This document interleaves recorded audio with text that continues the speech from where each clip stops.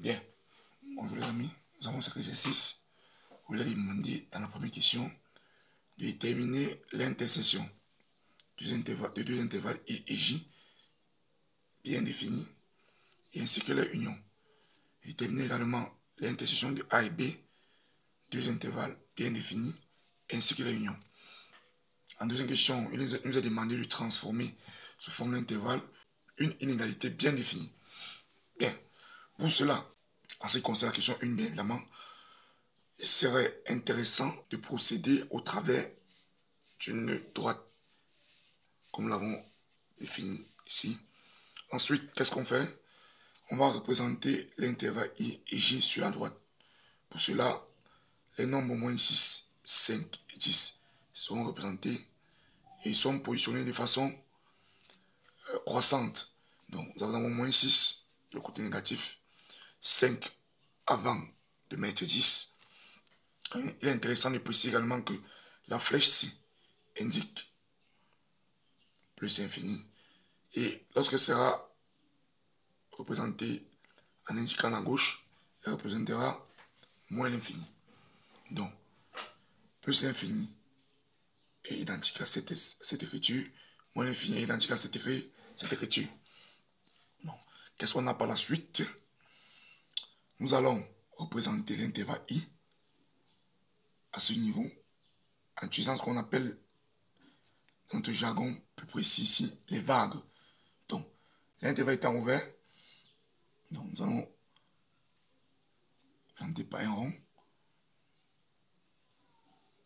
comme ceci, qui ne s'arrête pas, puisque c'est plus l'infini. L'intervalle J sera représenté, puisque ici, c'est fermé, on va mettre une tâche à ce niveau. Et hacherie. Mettre la vague. Puisque l'intervalle ici est comment? Fermé. Nous avons ici un rond. Maintenant, que représente l'indication I inter J? Puisque I et J sont un intervalle, donc I inter J va donner également un intervalle. Donc, c'est ainsi que l'intersection de I et J représente l'ensemble des éléments sur ces droites qui appartient au même moment aux deux vagues. Très important. Parce que les enfants se trompent pas à ce niveau. Donc, je reprends.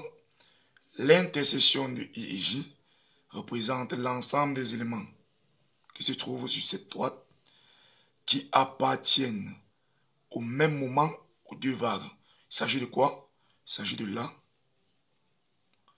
et de là. On constate bien que ce 10 appartient à cette vague, mais ce 10 n'appartient pas à cette vague. C'est la raison pour laquelle ce 10 ne sera pas dans l'intersection de I et J.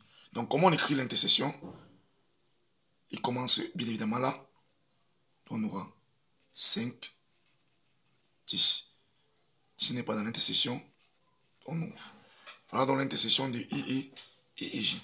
Maintenant, comment on voit l'union I et J? L'union de deux intervalles, en l'occurrence dans le cas présent I et J, sera l'ensemble des éléments qui est situé sur cette droite qui appartient au moins à une personne, c'est-à-dire au moins à une vague. Donc, si on repère un élément sur cette droite qui appartient à une des deux vagues, précisément qui appartient à au moins une vague, ce qui sera dans l'union. Donc, un élément qui appartient aux deux vagues est dans l'union. On voit bien que ces éléments n'appartiennent pas à cette vague, mais appartiennent à cette vague. Par conséquent, ils seront dans l'union. Ces éléments appartiennent à cette vague, mais pas à cette vague. Mais ils seront dans l'union. Ces éléments appartiennent aux deux vagues, ils seront également dans l'union. Parce que pour être dans l'union, il faut appartenir au moins à une vague. Donc, comment on écrit cette union? Donc, ça va faire moins 6. Donc, tout ceci ceci appartient aux deux vagues, donc le compter. Tout ça, on va faire. Tout simplement. Maintenant, le moins ici n'appartient pas à la vague ici, n'appartient pas également à la vague ici, donc on l'enlève. Et on ne ferme jamais à l'infini. Si on ouvre. Donc, voilà donc ainsi défini l'union de IE et IJ. Bien, maintenant, qu'en est-il de l'intersection de A et B et l'union de A et B? Pour cela, on va également tracer une nouvelle droite. Si on met l'origine, ces quatre nombres sont représentés sur la droite de façon croissante. Nous avons en premier le petit moins 2, comme à ce niveau. Ensuite, nous avons 5, comme à ce niveau. Après, mettre 8. Dans un premier temps, l'intervalle A, toujours en utilisant les vagues, comme dans le cas précédent, nous avons moins de 8, c'est fermé en 8, ouvert en moins 2. Donc, ma vague là, petit rond, je m'en vais en 8. Arrivons en 8, mais une tâche. Bien. Ça, c'est pour l'intervalle A. Maintenant, l'intervalle B, c'est moins 2. Moins 2, 5. C'est fermé en moins 2. Celui-là, je m'en vais en 5. Fais mon rond. Donc, bien. Comment voir l'intersection de A et B, les amis? Très simple. L'intersection de A et B, c'est tous les éléments qui sont sur cette droite qui appartiennent simultanément aux deux vagues. Il s'agit de cette partie, de cette portion, Donc, nous avons moins 2 ici, il faut faire attention, qui appartient, c'est vrai, à cette vague, c'est-à-dire à B, mais cependant n'appartient pas à A.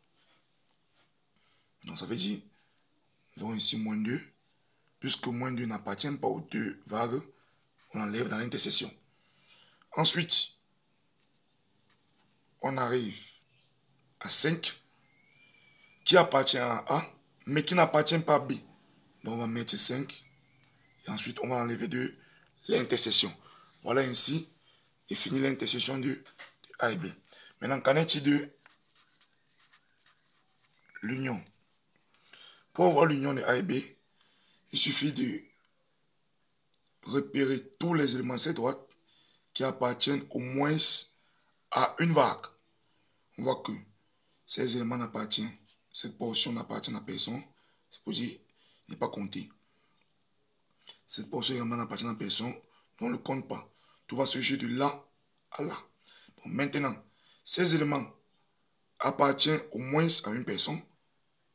Ces éléments, ou aux deux. Donc, ces éléments appartiennent au moins à une vague ou aux deux vagues.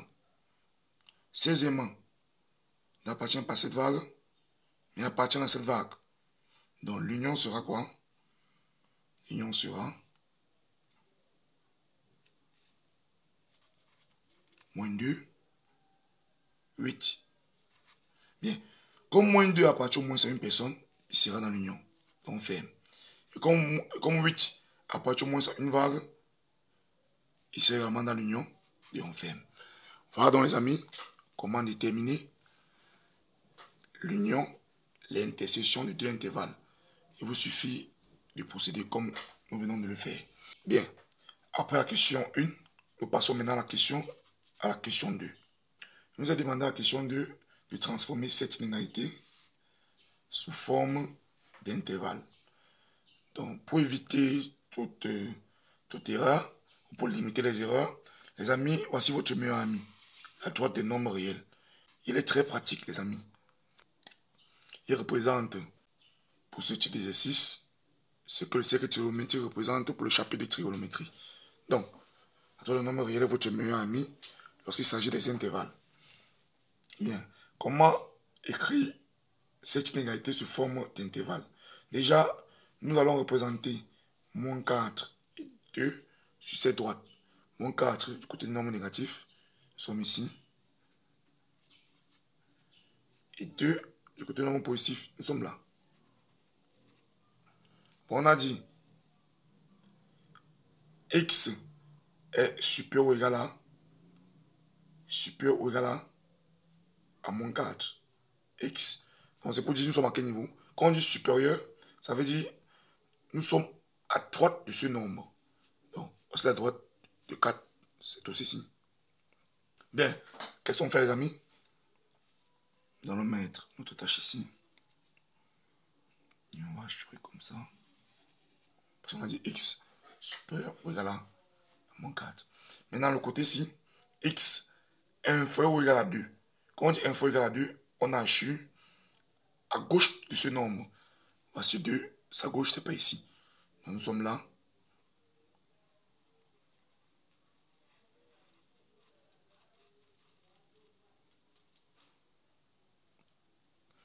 Bien, lorsque cela est fait, il suffit de regarder comment est-ce qu'il est encadré x.